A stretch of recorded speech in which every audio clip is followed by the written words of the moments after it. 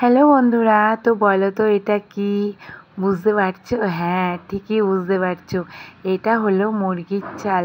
আমরা তো সবসময় ইঁচড় চিংড়ে খাই। তো বোনকে বললাম, বোন ইঁচড় চিংড়ে খেয়ে একঘেয়েমি ভালো লাগছে না।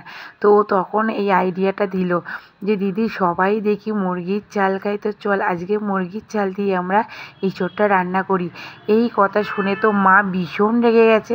মানে আমার আর বোনের সাথে রীতিমতো মা ঝগড়াও করেছে যে তোরা এইসব যদি বাড়িতে আনিস তাহলে আমি তো আজকে খাবোই না, আর তোরা যদি মনে করিস এইসব খাবি তাহলে বাড়ির বাইরে যা, গিয়ে কোথাও রান্না করে খা।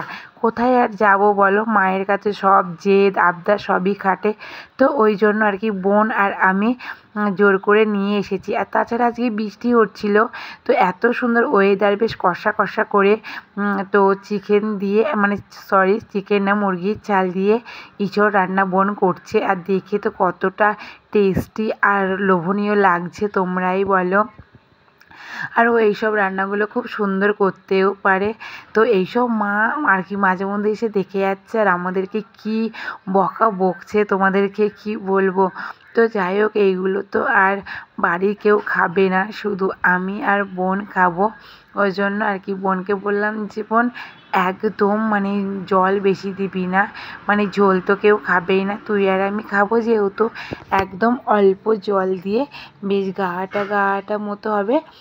তো ওটা খেতেও বেশ টেস্টি হবে, আর তাড়াতাড়ি মানে আমাদের ফুরিয়েও যাবে। খাওয়ার তো কেউ নেই না, ওই জন্য তো সেটাই করেছে আর কি, অল্প জল দিয়ে ঢাকা দিয়ে দিয়েছে। একদমই অল্প জল দিয়েছিল, বেশ গাঢ়টা গাঢ়টা মতো হয়েছে। তো খাওয়ার পরে আর কি রিভিউটা আমি দিয়ে দিচ্ছি। খুব সুন্দর হয়েছিল। আমি তো ভেবেছিলাম হয়তো কেমন লাগবে, কিন্তু না না, খুব টেস্টি হয়েছিল। তো যারা আর কি এই মুরগির চাল খাও তাদেরকে বলবো যে তোমরা একবার ইঁচড় দিয়ে ট্রাই করে দেখতে পারো, খুব সুন্দর লাগে, ইয়াম্মি টেস্টি লাগে। তো আমার তো ভালো লেগেছে, নেক্সট বার ইচ্ছা আছে আরও একবার করার। তো যাই হোক, দেখতে কেমন লাগছে কমেন্টে জানিও, আর ভালো লাগলে লাইক শেয়ার কমেন্ট আর সাবস্ক্রাইব করে দিও। তো চলো টাটা।